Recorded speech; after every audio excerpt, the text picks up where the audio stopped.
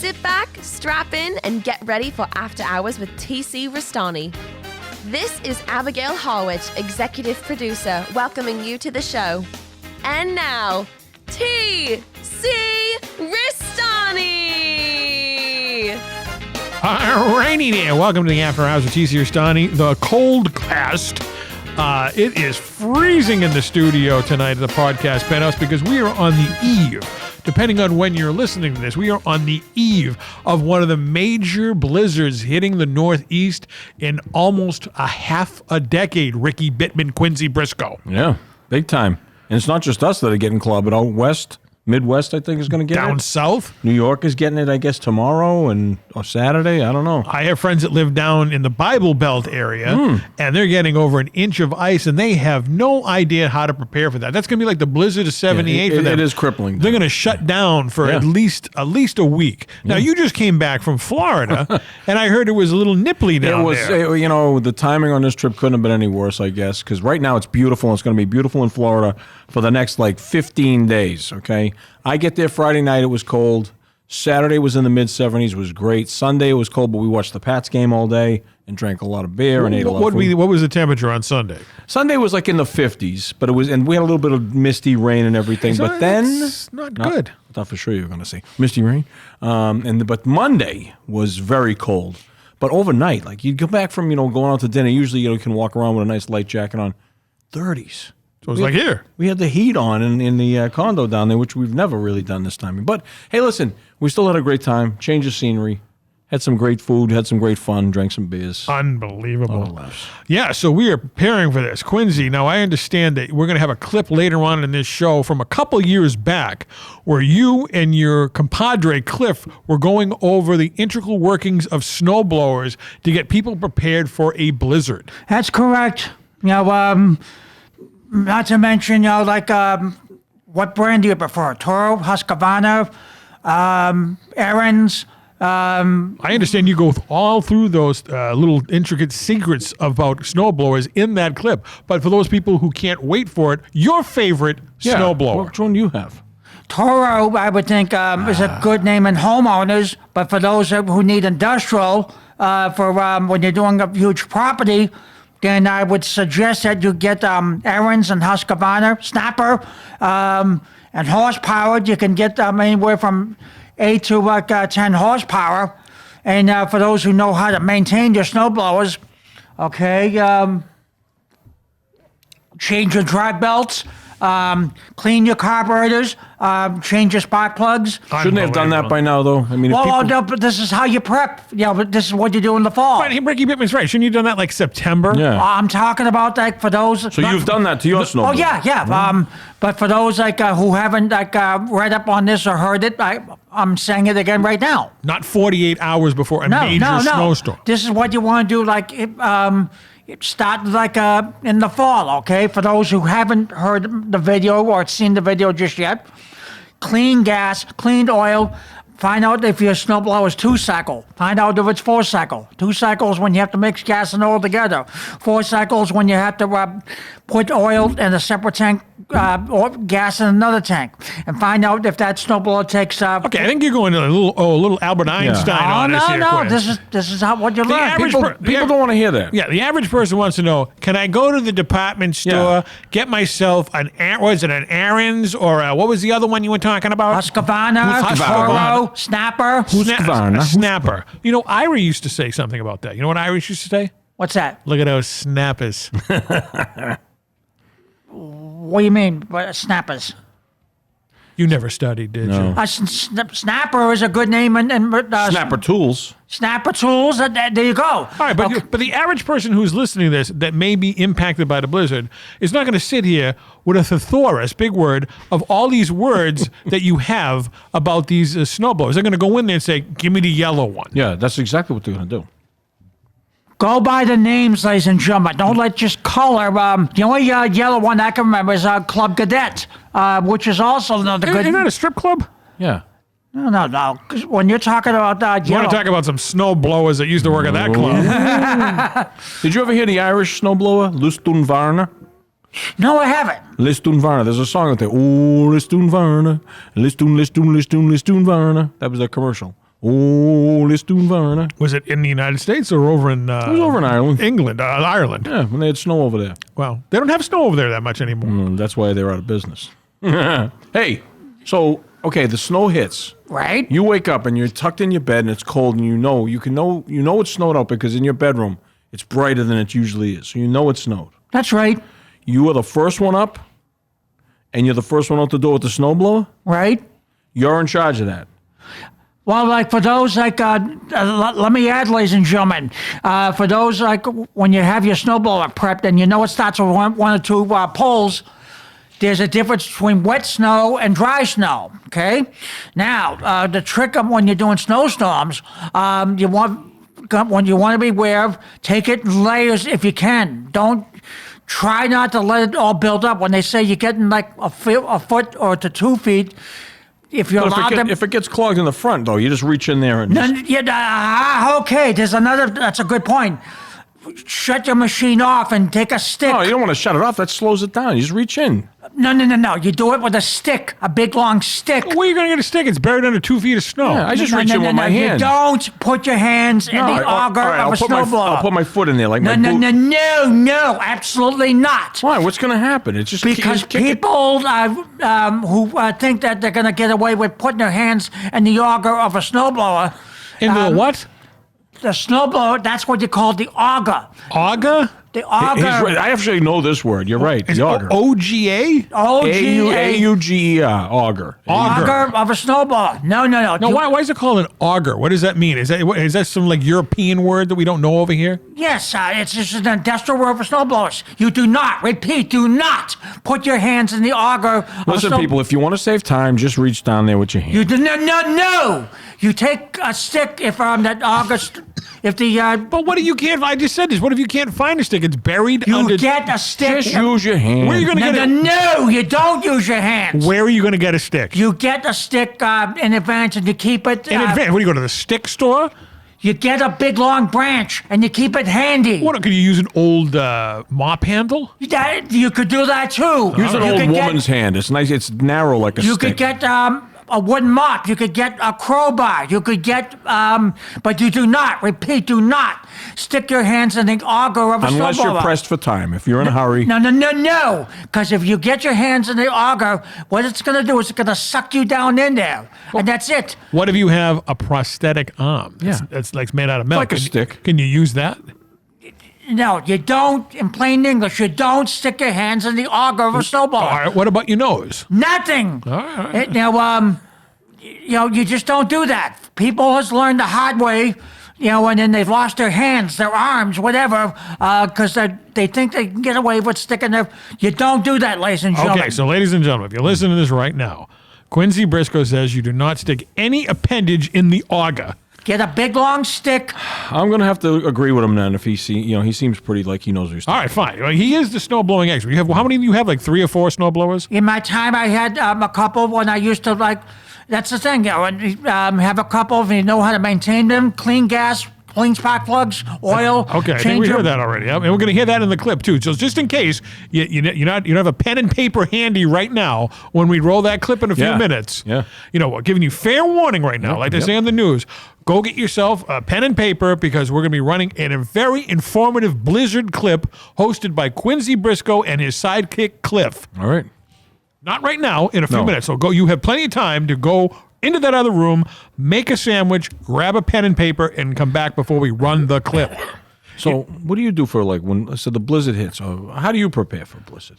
Well, you must just have the service come over, I'm sure. Well, here at Restani Productions, we're in the penthouse. And remind you that you want to keep plenty of salt and sand mix handy. I remember for the margaritas. Because on the driveway, walkway.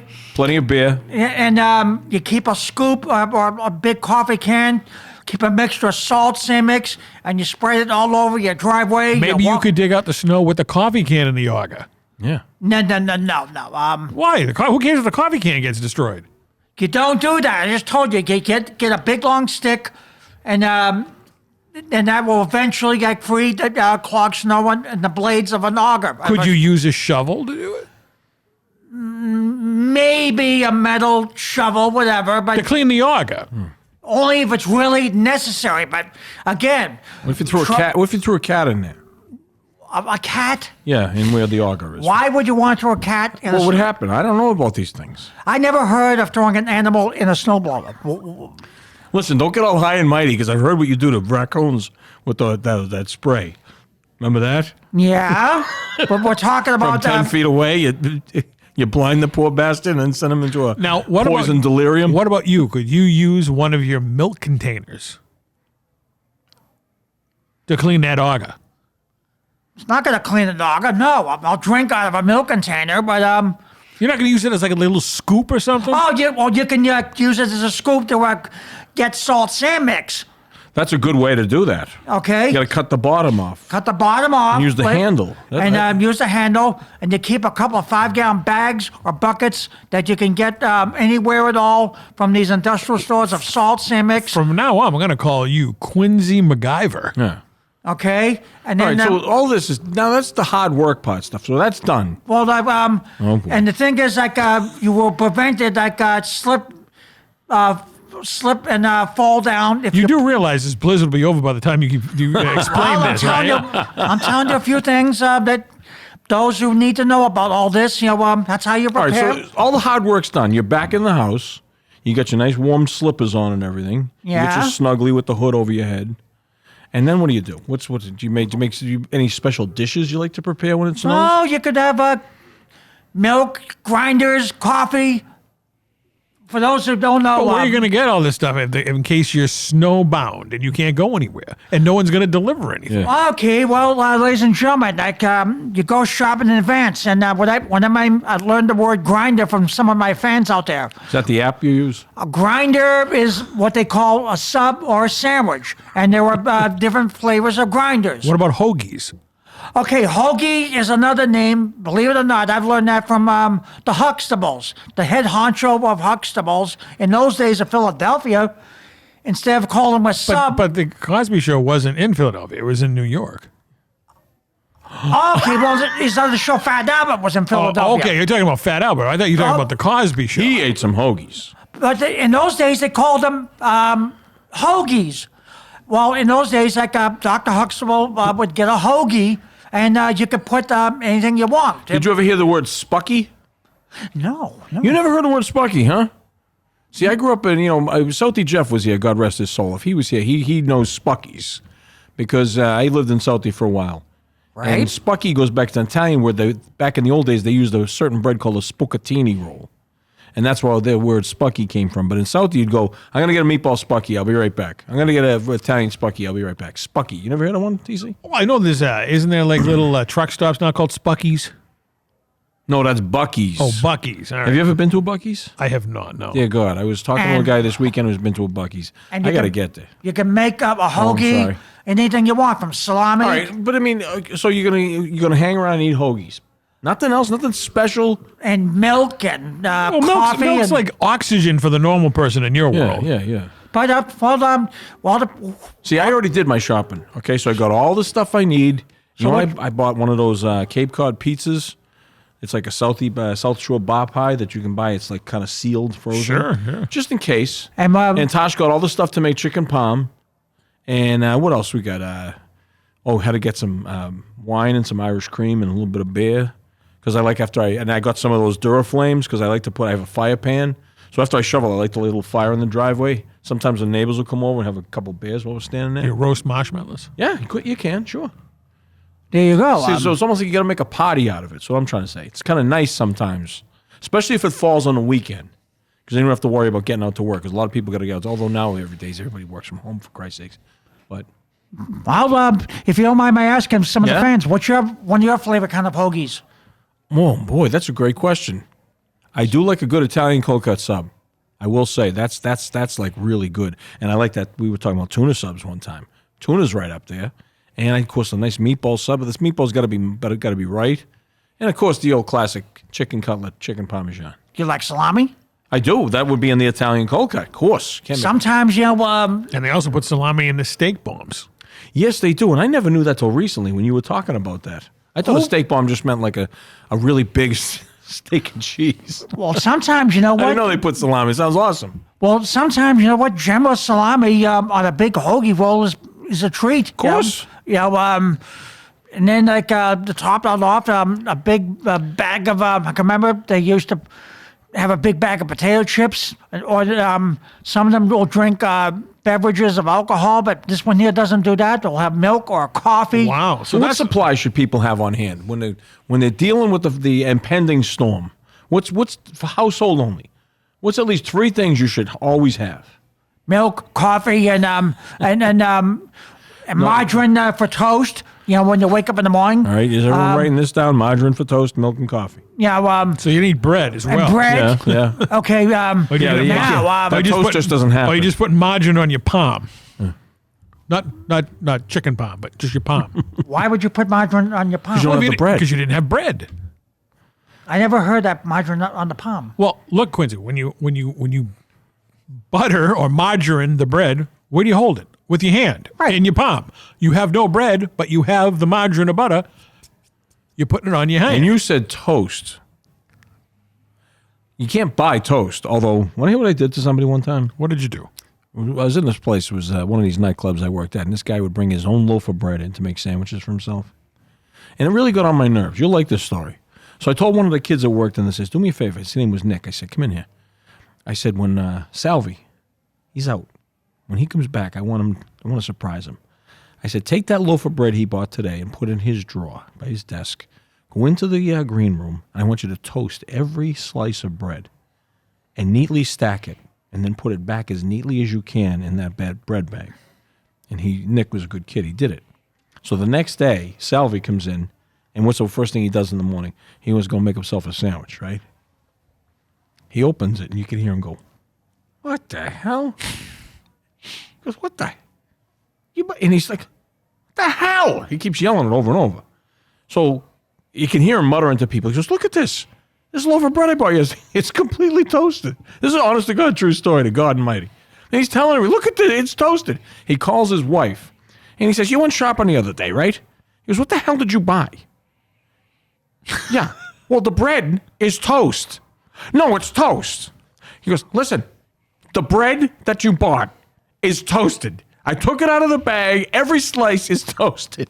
He could not figure this out for the life of him. So did he make toast, or did he have sandwiches with the? I didn't let him off the hook. He was absolutely bullshit. He kept it though. He took it back to the supermarket, showed it to the manager. The manager goes, well, I'll tell you how I know all this. The manager goes, I have to be perfectly honest. I have no idea how this could have happened. And he gave him another loaf of bread. But the guy said, can I have this? And so he, of course, probably went to the bread guy. So a couple of days went by. We let Salvi off the hook. But it just used to piss me off that he kept this bread in his desk. But anyway, it was one of the best practical jokes I ever played. He was dying laughing after that. So if you ever want to play a joke on somebody, trust me, that is a good one to play.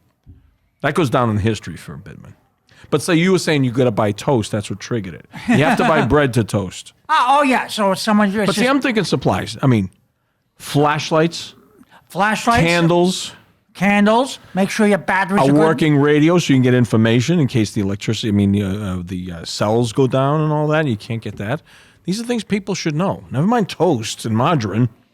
You should know. You should be able to prepare them better. Good blankets, a heat source, some sort of heat source. That's right. You know, Maybe if this is a big blizzard, in 9 months from now, a bunch of babies will be born because they say that happens. Really? Yeah. So there's a lot of babies that were born at the this is blizzard. January, so 9 months from now, around September. If there's an influx of births, you know it's to blame on the blizzard. They said it was after the big blackout in New York City that happened, and after the blizzard of 78. That was in August, that blackout that took place. So it would have been around December. All those babies were born. No. 9 months. 9 months after that would be February, maybe. No, August, September, October, November, December, January, February, March, April, or May. That's what I was saying. May. That's what I meant. I said April. I said February. But anyway, I mean, we're trying to help people out, even though this is way after the fact. You know, winter ain't over with this. There could be another one. Right, there could be blizzards up until April. Remember the one 20 years, 30 years ago, the April 1st April blizzard. 1st. I'll never forget that. 1996. Horrible. yeah. Horrible. Did you have margarine on hand for that one, Quince? Of course. Okay, all right. Phew. So this has been fascinating. We're now almost 20 minutes into the program right now, and I think plenty of people have gotten the time to go get their pencils Yeah. and their paper. Okay. to write down what Quincy and Cliff are going to get you through this blizzard. Now, this blizzard obviously happened after we're recording this. So when you're listening to this, this is preventive maintenance for the next blizzard, okay? So you have a permanent record to go by the list of things that Quincy and Cliff are going to be talking about. So without any further ado, let's run that beautiful bean footage. Hi, this is Quincy. Well, right now I'm here with Cliff, and we're getting ready for the big snowstorm of 2013. Cliff, tell me, what are you going to do to get ready? I'm going to have enough money to spend during the day, during the 2 days, and have plenty of warm clothes and cigarettes on hand, too. Cigarettes on hand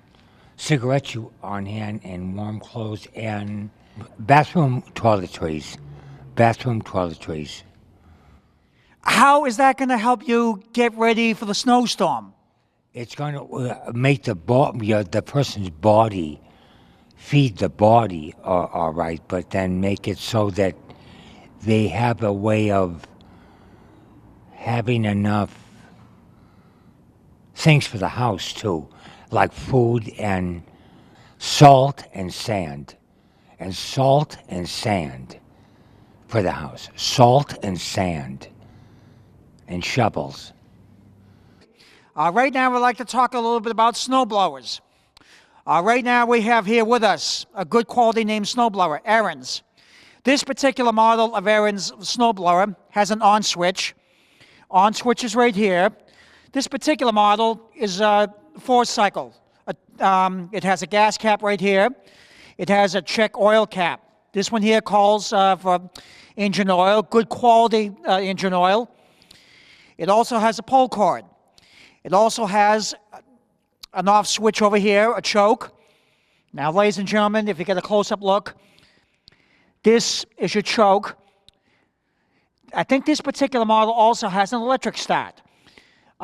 Here's your prime button. Most important, ladies and gentlemen, after you turn your choke on and your off switch on, you press your prime button 3 or 4 times. And as a golden rule, snowblowers should only have to start with 1 or 2 poles. That's providing you do all this good quality preventive maintenance. You put clean gas, clean oil in your snowblowers every time.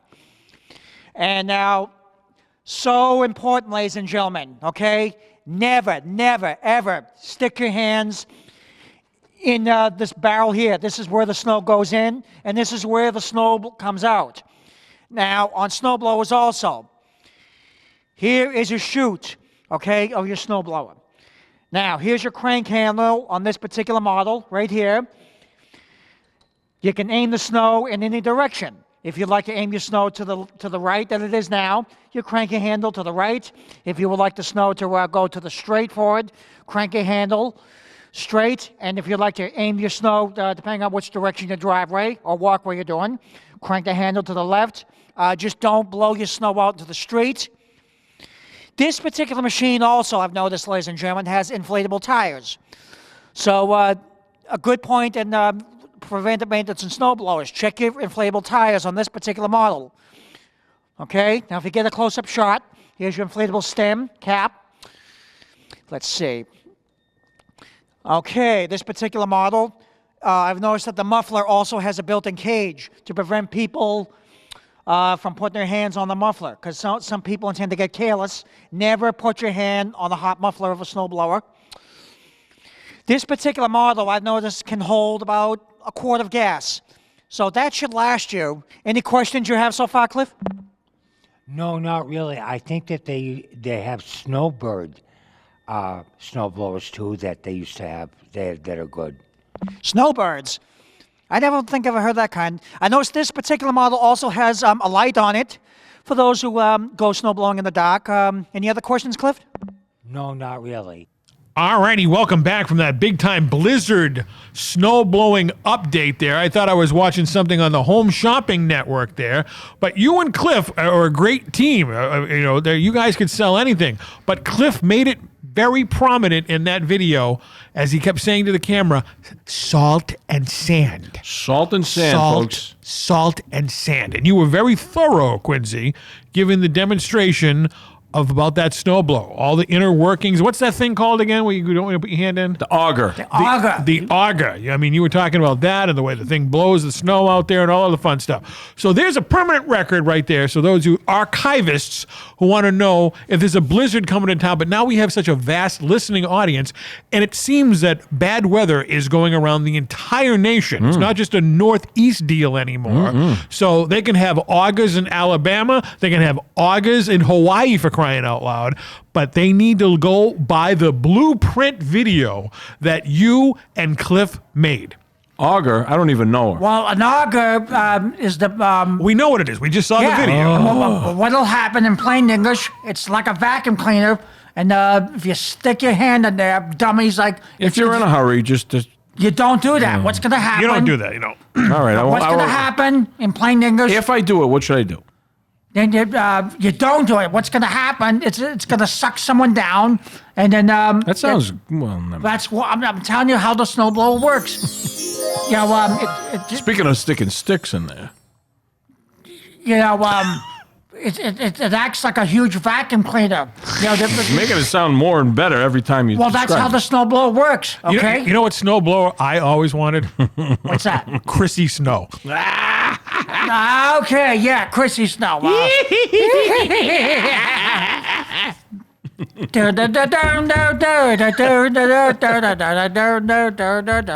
on, knock on our door. Come on, knock on our door. Hey, speaking of TV, Yes. today would be the 91st birthday of one of my favorite actors of all time. All right, let me see if I can guess this. All right, so what is today's date? Today's January 22nd. He was born on January 22nd, 1934. He'd be 91 today if he were alive. He passed away at the age Wouldn't of... it be 92? All I'm just telling you is what I did the math. Because he's before born this. 34, and this is 26. All right, wait a minute now. Oh, you know what? You're right. I did it from 2025. Right. He would have been 92. Elvis just turned 91. I forgot. That's right. You're right. Yeah. Okay. I did it wrong. But he was 59 years old when he passed away. He would be 92 years old if he was alive today. And he was started movies and television shows. All right. So what year did he pass away? Oh. You say how old was he died? He was 90. Well, no, he was 59. All right, so say 60. Okay. So he was born in, what did you say, 34? 34. 44, 54, 64, 74, 84, 93, say. Okay, yep. 1993. Yep. Now, let me see if I don't know who this is. Now, is he a comedic actor? No, not by definition. no. Okay. Movie star? Not a movie star. He's Television star? Yes, been in several television shows, very successful. All right. Were they reality based like a Tonight Show? No, nothing like that. Were they a sitcom? They were a drama? I would say it was a dramedy was one of them, and Dramedy. an action show, like a sort of a police drama, like a Private Eye show, and a science fiction fantasy type show. Those probably his three. Very diverse. Okay. Well, the father from A Christmas Story. Nope. That's a good guess, though. Darren McGavin. Because I'm Not thinking Darren of McGavin. Kolache or whatever it was. Kolchak. Kolchak. Great show. With no relation to Horseshack, though. No. It was Kolchak. No, because it's a completely different name. All right. Well, I think that guy died recently. Not Darren McGavin. Darren McGavin. All right. It wasn't him. Okay. So he was. You said he was about 59 years old. Yep. And speaking of Elvis, he started a movie with Elvis. As a matter of fact. Well, it's not Don Rickles. Nope. Because he died when he was 90. Yeah, and he was a big movie star and a comedian and whatnot. Okay, so this, I'm going to, give me another hint. Okay, let me just Was think. he black, white? He's a Caucasian male. Yeah. And he, I don't want to give it away because there's a couple things I can Was he say. married to anybody famous? No, I don't believe so. Okay. No. So it's not like Steve Lawrence or No, something? no, nothing like that. No, and right. you wouldn't even know. I don't think who his spouse would have been. Okay. But Let's see here. More hints. This I'm trying to think of it's like something. a game show now. Yeah, I'm trying to think of something that would be good. Have I ever met this person? I don't believe so. No. Okay. It was more from my generation too. All It was right. definitely in the 70s. He was very big in the 70s. Was he ever on Match Game? He might have been. He's definitely from that. I would say he probably was at one time or another. All right. He may have been on Match Game. Handsome looking guy. Handsome looking. Well, okay. Yep. He's there was one show that he's known for more than anything, and that's the fantasy science fiction based. If I say I don't want to give it too much because that'll just give it away. All right, it's not Doctor Who or anything. No. It was on real TV. It wasn't like on PBS. Oh yeah. No, very popular. Was he an English guy, American guy? He's American. Born and bred here? Yes. Did he have an American name? Yes, he did. All yes. right. It wasn't a stage. We don't know. Was it a stage name? I don't believe it was a stage name. All right. All right. So we'll narrow it down. You said he was on 3 type of shows. Yes. One was like a dramedy, he was a very wholesome show. Had to taught you a lesson, and he was a very cute show. Okay. And then there was one that was like he was a very dynamic private eye, did most unreal things that you could ever imagine. Very unusual for someone who does this for a living to also solve crimes. Okay. So that rules out Spencer for Hire. Yeah, no, nothing like that. But it was that type of he solved crimes. What era was this show on? 60s, 70s? The first show, which was the real wholesome one, probably early 70s. Then 70s. the fantastic one was late 70s into early 80s. Then in the 80s was the Now, when you say the private sci-fi, eye. was it in space? No. It was not in space. No, it was so here. it wasn't like a Star Trek or a Buck Rogers or Battlestar nothing like Galactica that or at all. anything No, like that. no. So it was on this planet. Yes. And it was always seen every week. He was at a different place. That might help. Bill Bixby. You got it 100%. See, I didn't want to say superhero because that would have given Right. you away. He did star in a movie with Elvis, one of my favorite TV actors, and he doesn't get enough credit, I don't believe, for the realism that he brought to the All right, Incredible so Hulk. the courtship of Eddie's father. Very good. Would have been the first Yep. show. Obviously, the Incredible Hulk. Right. And was there another one in there? Yeah, the one where he played the Magician. Remember do you remember the Magician? No, I do not. You don't remember the I do Magician? not remember the Oh Magician. my goodness, the Magician. The Magician was a great show. Let's see if I right on the timeline of that. He was a private eye. He solved crimes, but he was also a magician. Wow. And he used magic a lot to solve these crimes and to catch the villains. I have not met Bill Bixby, but I would have loved to have met Bill Yeah. Bixby. After he left The Incredible Hulk, he became a very successful director on television. Yes. He Oh, did yeah. he did a lot of sitcoms. Blossom, I Blossom, think, yeah. yes. He died right as he was directing Blossom. Yeah, they said he was actually. I have to apologize. The Magician was in the 70s. Okay, I'm all right. sorry. Well, I still wouldn't have gotten it anyway. Yeah, he was. They say he was directing some of the episodes while he was laying down. Right. Like he was doing like they had a couch there. For Nothing. him to lay I heard down on. nothing but good things about Bill Bixby. Yeah. Always. Even Lou Ferrigno said he was a true gentleman. He reminded me of Abraham Lincoln. Wow. Bill Bixby's been gone for that long? Yeah, died at 59. He had cancer. Yeah. Yeah. So, wow. That's crazy. Bill, I gotta find the opening at least to The Magician and send it to you on YouTube because you would have liked that show actually. I used to watch with my sister Paula. My God, we loved Bill Bixby and The Magician. and he'd be 92 years old? Yeah, Wow, that 32 years went by pretty fast. Damn right. I remember. Wow. Now, in my mind, Bill Bixby's always going to be, David Banner. David Banner. Yeah. He's always going to be look like that. Yeah. Wow. Did you ever watch any Bill Bixby? Do you know who we're talking about? People, let me tell you about my best friend. Yeah, watch that. That was Courtship on of Eddie's father. some of those were okay. What was the name of the maid on there? Mrs. Livingston. Mrs. Livingston. Now, she she was Japanese. How did you have the name Mrs. Livingston? The American. Well, when they were rounding up all the Japs after World War II and they thrown them into camps, she probably just changed her name to Livingston. The only time I ever really caught the courtship of Eddie's father, that was one of those summer shows. Yeah. On 56. It was like wedged between like Welcome Back, Kotter and Good Times. Yeah. Was the courtship of Eddie's father. It was a cute show. And James Comack, speaking of Welcome Back, Kotter, he executive produced Welcome Back, Kotter, and he wasn't he the neighbor or somebody on That's right, yeah. the courtship of Eddie's father? Yeah, you're right. It was like his best buddy or something like that. So there we go. Maybe that's why he was wedged between it in syndication. Yeah. Now, do you know the Courtship of Eddie's Father was a spin-off of a theatrical movie starring Glenn Ford was Eddie's father. And Clark Kent's father. Exactly. And Eddie was played by Ron Howard. Wow. Yeah. Opie Cunningham. Yeah, it was kind of a cute little movie. I always said to myself, now, do you remember the actor that played Eddie? Brandon Cruz. I always said if Bill Bixby ever hosted Saturday Night Live, they could do a sketch where he's Eddie and Eddie's like acting up. He's Eddie's father and Eddie's acting up and he gets mad and turns into the Incredible Hulk. I thought that would be funny. And then he could turn into a little punk from Bad News Bears. That's right. He put the burrito in his kid's face.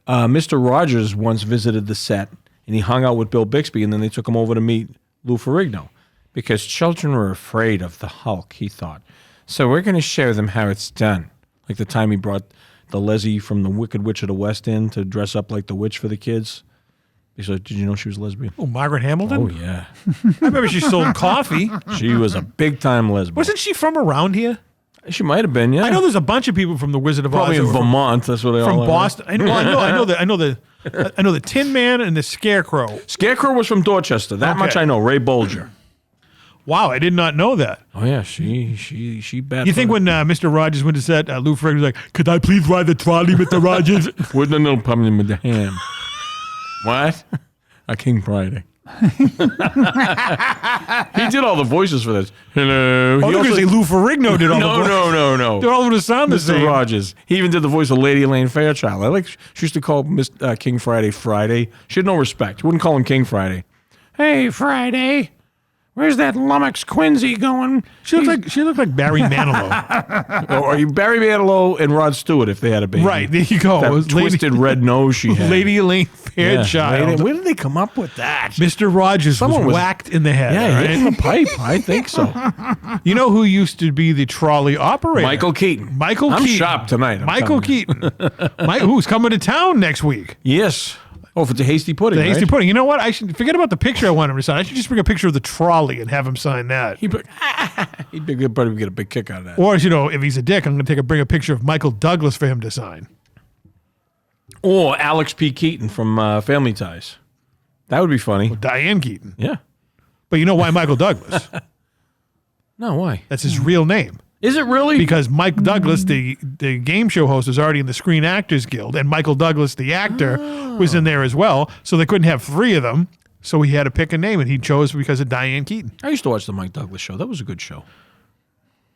That's way before your time. I remember reruns. I mean, I was on the cusp of, Merv. Yeah. That was around the time I started really getting into Merv, yeah. But he was more of a theme show.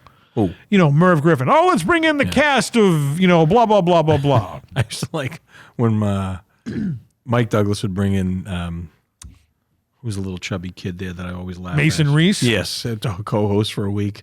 And then when at the end he goes, well, Mason, you're coming to the end of the week. And Mason Reese would start crying. It was hilarious. I mean, I'm laughing at this little kid crying, but it was funny. Just give him some deviled ham and it'll be fine. And then he would do this little, it's on my Facebook page where he does this little tap dance.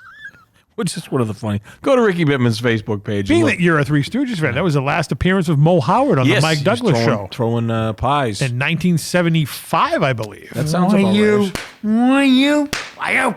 Because when I do my research for talk shows and whatnot, all these things fall into rotation. That's good research on there. because that's and they're one of the greats. No, they are. I mean, Jesus, those guys were on TV forever. Yeah. I mean, one of my favorite appearances all time on the Mike Douglas show was Andy Kaufman singing "You'll Never Walk Alone" with the little snare drum. Did you ever see that? I'll have to look that one up.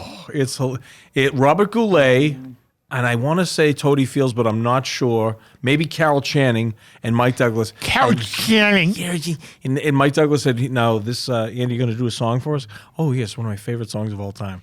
And he gets up and when you walk, and he's singing "You'll Never Jerry Walk Alone," Lewis song, but just with the drums.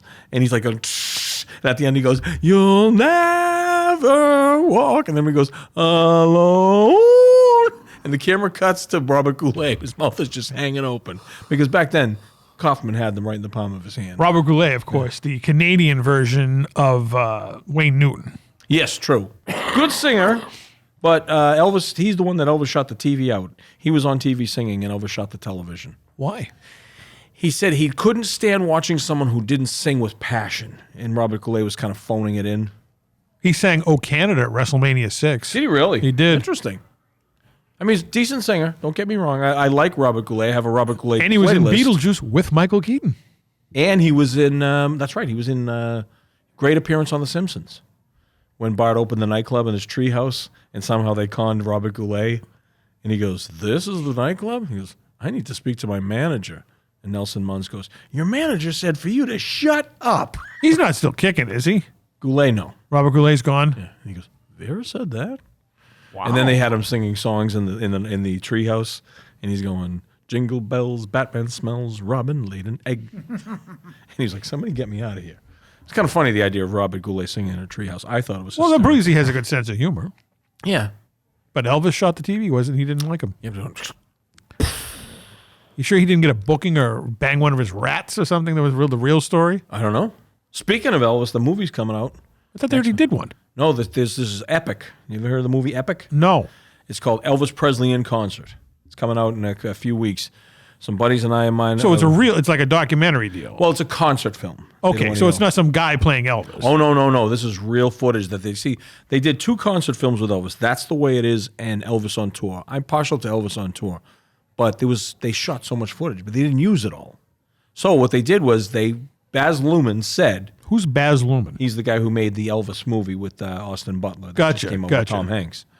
He said, I'm going to have access to all of these archives. I promise if I find anything, it will be released. And he was right. He found this footage. He packaged it all up, and he's presenting it. It's going to open in IMAX in early February. It's going to open theaters everywhere February 27th. Why didn't they open it on January the 8th? Because that's already been passed. I know, but it's probably Elvis's had birthday. work to do still. That would have been kind of lame. I'm sure it's all going to be AI'd.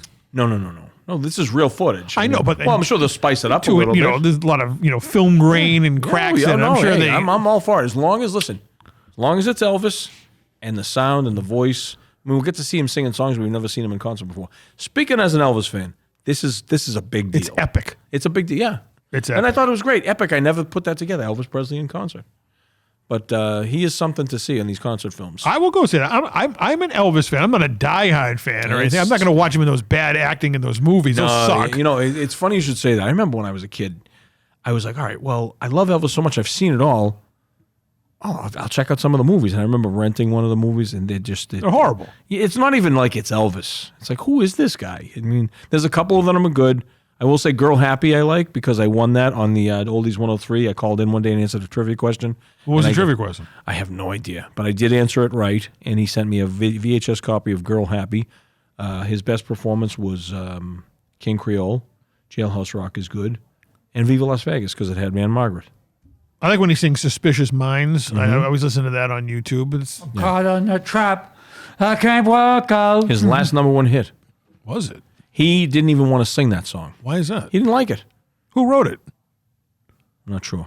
But I know... Was it Paul Anka? Doesn't he write every other song? He wrote some songs, but what's his big... In the Ghetto was written by Mac Davis. Okay. I know that much. Have you seen the Paul Anka documentary that's on TV? No, I was... it's funny. I was listening to Paul Anka on the way home tonight, and I said, I got to watch that documentary. It's very good. Is it? I bet He's it still is. kicking. Yeah. He's very popular over in was it the Middle East or somewhere over in... Isn't he Armenian or something like that? Something like that, yeah. And of course, he was the one who wrote Johnny Carson's theme song. Yep, 100%. But he didn't write it for Johnny. It was a track on one of his albums that Paul Anka still. he's still kicking. He's like still 90-something years old, yeah. Put your head on my shoulders, whisper in my ears, baby. I think we just pinned the needle there. Paul Quincy. Anka, you are not. Yeah. You go like Paul Kanker in your mouth right there. Paul Sanka, like Aunt Juliet. Aunt there. Petunia there. We're drinking her Aunt Juliet. whatever the hell her name is this week. But yeah, the Tonight Show theme is written by Paul Anka. He renamed it stuff. Johnny's Song or Johnny's something or other. Johnny's theme. Or And something? they made a deal that whenever gets played, 50-50 royalties to each side. Wow. Even to this day, I mean, they got all those Carson classics on all those streaming services and whatnot. So Paul is still collecting a paycheck Nice. off of that song 60 years later. That's good. What were some of his other songs? Paul Anka, having my baby. What that's a Bobby way to Darin. love. What's that? Bobby Darin sang that. Or maybe Paul Anka wrote Bobby Darin. I thought that maybe. it. You know what song he wrote? My Way. That's right. And everybody said that's right. They mentioned that on the documentary. Frank Sinatra sang it. There was someone else. That rock group that did the ending credits of Goodfellas. Oh, the Sex Pistols. Was it the Sex Yep, Pistols? they did a version of My Way. And there was somebody, Sid Vicious, and there was, actually. I think there was some woman who sang it that you wouldn't think of. Really? That was, Nana Muscura. I don't know who it was, but she had a version of it. But yeah, that's he's making money off it. Paul Anka is one of the biggest success stories in music that most people don't even talk about. Yeah. And he's still around. Yeah. Well, It was Paul- a song. Remember that one? I think Kodak bought it from him. He must have made money off this. Do you remember the times of your life? Remember that?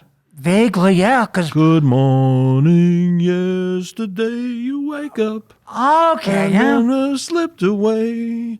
The shadows of the bloody boo. Do you remember? I think either Kodak or Polaroid got that one. Well, that and Kodak and Paul Anka have been around since we've been around. A lot longer than that. I would say. Yeah, I mean, like you said, He's been around longer than Bill Bixby was. yeah. So those two names, Bill Bixley and Paul Anka, have been around since we were born, for Christ's sakes. You're damn right. And we remember some of the best of these two. See what other songs he wrote. I'm curious now, because I bet you he wrote. We're going to do that. We're going to take a big-time commercial break so Ricky Bittman can look up the Paul Anka archives. We'll be right back after this big-time commercial break.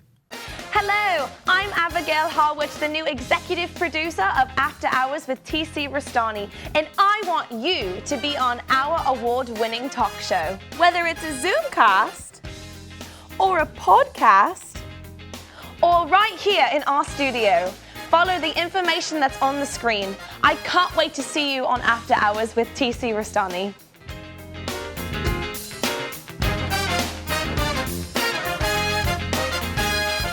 Alrighty, welcome back from that big-time commercial break. Like Abby said, you want to be a guest on this program, you want to be on a podcast, a future TV cast, or any type of cast, just follow the information that we have, which is you can email me at tcrestani01@gmail.com or follow me on the socials at, X now, no longer Twitter, X, at After Hours TC, on Instagram at TC Restani. And of course, you can go through the YouTube link that's you're watching this on, and the Facebook fan page moderated by Mr. Ricky Bittman himself and Mr. Doug Palumbo down in New Jersey. So there are many ways to get in contact with this program. I have a huge apology. You didn't have you couldn't find the Paul Anka No, song? I have them, but Quincy, you are right. He wrote, "You're having my baby." Thank you. Thank you very much. That's really good, because you know what? Thank you. It's very hard to identify that, because Bobby Darin made it famous. It's kind of a gross song, isn't it? I really have no idea what song you're Having talking my about. baby. What a way, just lovely way to say how much I love you. Yeah. Well, why is it so gross? You know, Well, it's just kind of, he basically knocked her up, and she's like, "Yeah, you gave it to me good." And But was it a natural birth or cesarean? oh, this is definitely natural. Let me tell you right now. This birth, whoever chick he wrote this about, she's going full bloom. All right, she's pumping that baby out. No drugs. All right, so get back to the other list of songs. He was also right. Put your head on my shoulders. Puppy Love. Remember Puppy Love? And they call it Puppy Love. Donny Osmond made a big hit with that when he was a kid. You Are My Destiny. You are my destiny. They should have done that in Back to the Future and changed it. You Are My Density. Diana. Oh, please stay with me, Diana. Didn't Michael Jackson have a song called Diana? Dirty Diana. Oh, okay. Was he talking about, the Princess of Wales? Maybe. Or the chick from V? I don't know what he was talking about. All right. Oh, Carol. Oh, Carol, I was but a fool. That's another one there. So a lot of songs about chicks. Oh, yeah, well, those are the songs. Those are the songs that sell. Dance On, Little Girl. I never heard that one. Dance One On, Man. Little Girl? Yeah. What was that, Harvey Weinstein's favorite song? He had a lot of songs there. Summer's gone. Yeah. How old is Paul Anka, by the way? I mean, I said he's in his 90s. Yeah, I don't know what number 90 Let's see, he let's is, see. or maybe he's not even 90 I'm on yet. a roll here. I'm getting good at this Googling thing while we're talking. Paul Anka.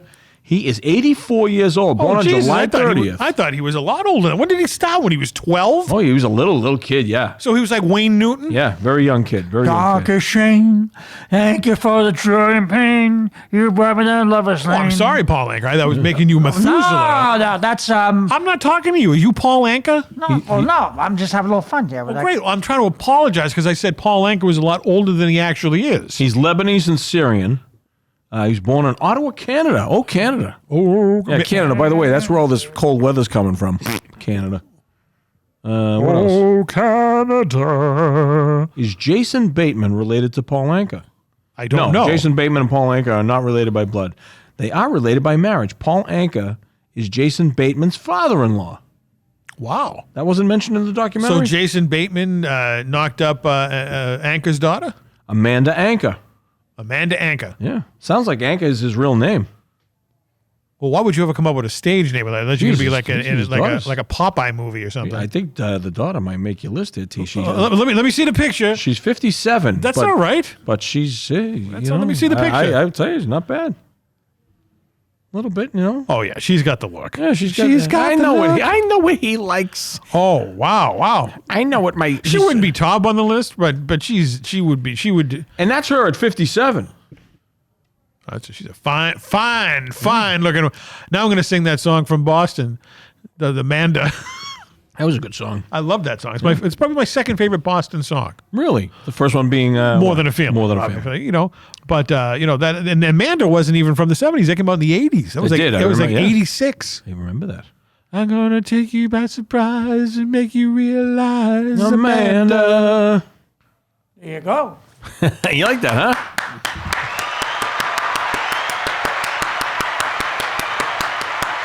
All right. Stop slapping me. Yeah, listen over there. Child abuse on this program. Unbelievable. So back to the blizzard, if you're listening to this, maybe it was like Jeff's father's favorite word. Maybe it'll be a dud. I hope so.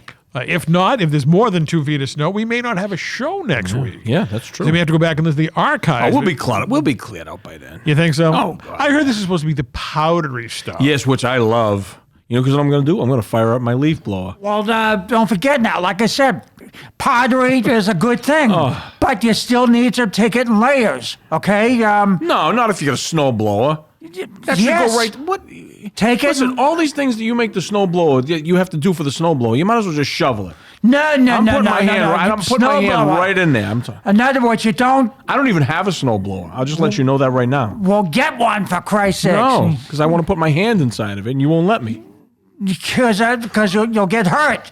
Again, they take it. All right, what if we had a flamethrower? A flamethrower is how you can melt the ice, melt the snow. Melt Leo DiCaprio in the end of Once Upon a Time in Hollywood. That's what I want for myself. What was it? The 14 kills of McCluskey or 14 fists of McCluskey? That's the way to shovel your driveway. Yeah, but you gotta be careful. I'm doing this right now, and there's no cameras here. Yeah, but you gotta be careful because a flamethrower, if you're not careful, you'll ruin their driveway. You can ruin the cement. Man. How you gonna? It's concrete. You can't burn concrete, except if you're a World Trade Center. I guess on September 11th you can burn concrete. Listen, man. Sometimes we don't need the rules. Sometimes we just want to cut loose. You're being a wet blanket. Yeah, come on, Kenny Loggins. I'm just telling you the facts. Sometimes I want to fly into the danger zone or ride into the danger zone. Right into the Which means I'm going to use my flamethrower and I'm going to put my hand in that auger come Sunday morning. Then say goodbye to your hand. Goodbye, hand. You'll regret it. I hope you don't That's do what it. God gave you to. Yeah, that's right. Well, you don't stick your hands in the augers of snowblowers. Sounds like a book from the augers of snowblowers. Yeah, like one of those chick books from the olden days. The augers of snowblowers. Yeah, well, I was a young girl when I first lost my virginity to an auger. Well, this isn't a book, or as James Evans says, there ain't no dictionary. I couldn't resist. You think auger is in the dictionary? The word auger is in the dictionary, but we can look it up. Can't do I that. got news for you. You're way off with the whole auger thing, because auger is a drill. And auger is a All right, suction. listen, I'm going to tell you right now, you were right about Paul Anka. I'll guarantee you're But not the right twice auger is a now. suction in a snowblower. Okay, let him look up auger, all right? I'm going to look up auger snowblower to see if there's a correlation. Yes, there is. I mean, we just saw a video about it with him and Cliff. I don't know if the word auger was mentioned because I would have remembered that. So far, I'm seeing auger drill bit, auger tool, auger toilet, auger snowblower. Yeah, let's see what happens. Come on, you may be making this stuff up. I'm not making it Son up. of a bitch, he's right again. Quincy, you are something else, let me tell you. So on the next episode, Quincy, because you got so many things right, we're not going to call him Ricky Bittman. He's going to be known as Outta Anka. Call me dipshit. Outta Anka is his new name. An auger snowblower uses a rotating screw. The auger to gather snow and throw it out a chute. With auger-propelled models using the auger's... Not only, I mean, they keep jamming it down my throat now to make fun of me. Rotation to help the machine move forward, reducing user effort. Available in both gas and cordless electric versions. From clearing everything from light dustings to heavy, icy snow by handling it efficiently. You, sir, are right. I apologize again. You don't tug on Superman's cape. Listen. You don't spit in the wind. When I F up royally. And you do not debate Quincy on snowblowers. You're right. I don't even know what I was thinking to be so stupid. Don't debate you on snowblowers or Paul Anka because you burn my ass on both, you SOB. Well, I'm glad we had fun here. Oh, Jesus, how time flies when we're having fun. Listen, you can let me have it. You just don't notice he was looking at his watch. He wants to quit while he's ahead. What else have we got? Listen. Snowblowers and lawnmowers are the same thing. Listen, you won tonight, and I tip my hat to you. Well, thank you. Even though he doesn't have a hat on right now. No, I don't. I guess the only thing we can do right now, we'll give you a round of applause. I have to give that to you. Well, thank you. And thank you very much. And thank you. I think this has been the most informative episode that we've done in a long period of time. And you have been the superstar of this episode with all of your knowledge about blizzards, snowblowers, Paul Anka, and the rest. And the rest. Yeah, but we're not stranded on a 3-hour tour. But you know what? If you were the professor on Gilligan's Island, you would have built a snowblower out of coconuts, palm trees, and Mary Ann's bikinis. But listen, okay, hats off to you when it comes to preparedness and shoveling out. Come see Bittman when you're all shoveled out and you want to have a little party, because I'll have the beers tucked into the snowbank. That's when you really know you got a cool beer. But it's powdery. It's all right. We'll just pack it in. Oh, pack it in. Pack it up, pack it in. Let me begin. Well, it's almost the same thing as lawnmowers. We're not even in the I know, springtime. but snowblowers and lawnmowers are almost in the same thing.